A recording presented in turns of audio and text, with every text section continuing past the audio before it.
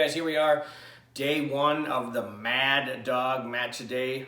And of course, my pal Rick Martin was the first guy to jump on board. I can always trust him to support whatever we're doing here in the Okanagan, be it Big West Wrestling, be it Thrash Wrestling, and in the interior with the CWE coming through Golden and Big West. And I always appreciate Rick. I love talking wrestling with you, and I just love your support of the independent game. So we appreciate you and we thank you.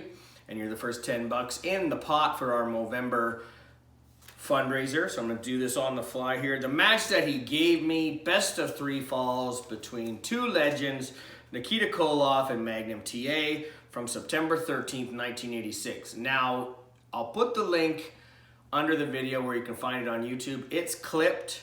It's only about 20 minutes long. I even looked it up on Cage Match. They don't seem to know how long the match actually was. It's one of those things that's kind of been lost to time.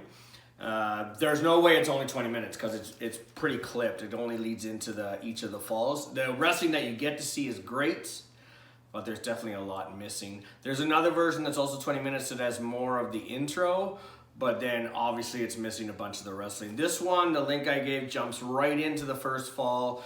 They're hot and heavy in the action, and this is an era where Nikita Koloff is the US champ and Magnum is just on that cusp of becoming a big star, and this is right before they start their big feud, of course, that made them famous, the best of 7, etc., etc.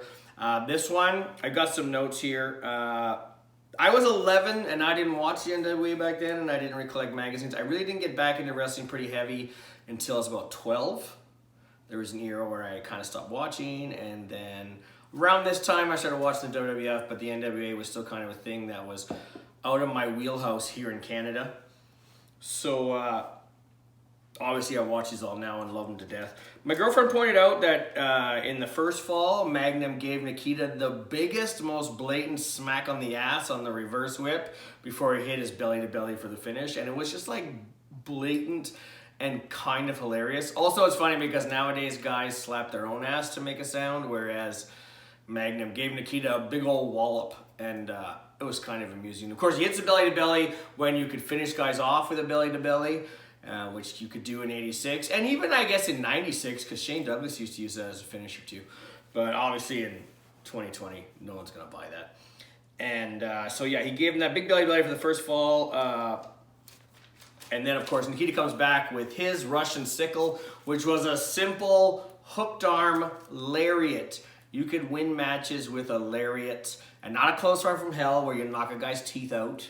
What an actual lariat. Of course, Nikita Koloff's, what, 6'5", 286 of solid muscle, so he hits you with the clothesline, you're going down. So they both hit their big move, they both get a fall, and now they are swinging for the fences in fall number 3. They are both exhausted, the crowd is packed, every move counts. So the psychology here is great. To be fair, neither Magnum TA or Nikita Koloff was like a super worker. They had great feuds, they had great matches with better workers. I mean, Tully Blanchard really made Magnum a star, and guys like Dusty and Flair made Nikita a star. But together, maybe they weren't the best combo wrestling-wise. There's a lot of botched moves in this, but nobody cared because it was USA, USSR.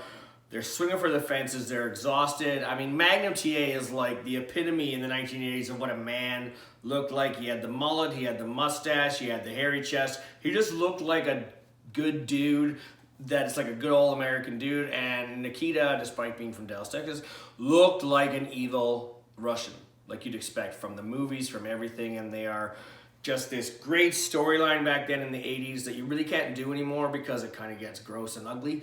But this great combination, and every move in this final fall counts.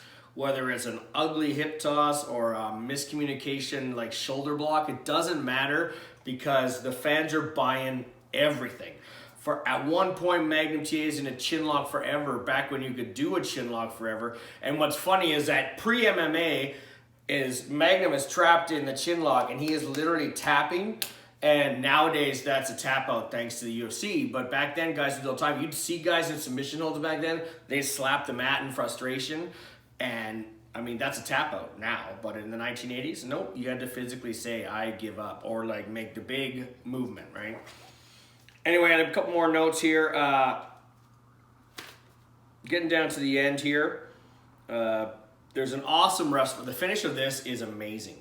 You've got Gary Young in there, who's like one of the greatest referees of all time, and they're struggling for a backslide, and literally the setup to the backslide is atrocious, like style-wise, but it's great because it's a fight. This is, like I said, this is USA and USSR, and they are duking it out tooth and nail, and Magnum muscles his way, gets Nikita in the backslide, and Gary Young slides right in. He's actually out of the ring almost to get that count, and he counts to 3. Then he realizes that Nikita's legs are up above his head the entire time in the ropes, and goes, wait, no, not a 3 count, match continues. And this is what drives me nuts in the indies, is that when referees accidentally count 3, and it's never the ref's fault. If you're in a match and the ref counts 3, it's because your dumbass didn't kick out in time.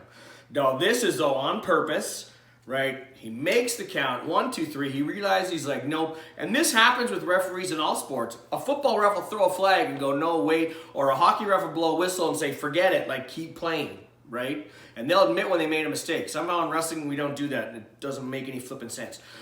So Gary Young makes the acknowledgement he makes. He goes, no, not a win. Now Magnum TA is like, I don't care, I won. He grabs the US title, gets in the ring, and Gary Young's like, no, you're not the champ. And Magnum TA is like, screw you, I'm the champ. And of course, Ivan Koloff gets in. He lays out Ivan Koloff. Now Nikita's back up and mad. He hits Nikita in the face with the belt. Obvious disqualification.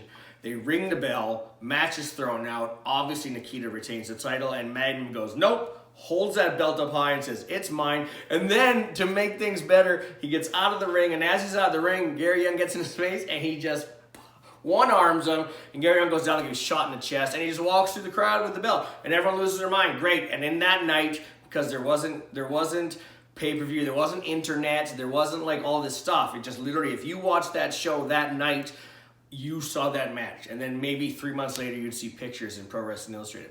But everyone there that night didn't care because Magnum TA left with the US title. Of course, he was not even remotely the champion at that point, but it was a spectacular finish. At the end of the day, people love when baby faces have had enough of the bad guys' BS and give them a taste of their own medicine. Obviously, they get punished for it because that's how it works. If you're supposed to be a good guy, you should behave like a good guy. But this match is great. Obviously, it's clipped and there's not all there, but the finish is a spectacular finish. Unfortunately, during the booking of Dusty Rhodes, they abused that type of finish, but this was brilliant to watch. And of course, Rick, thank you.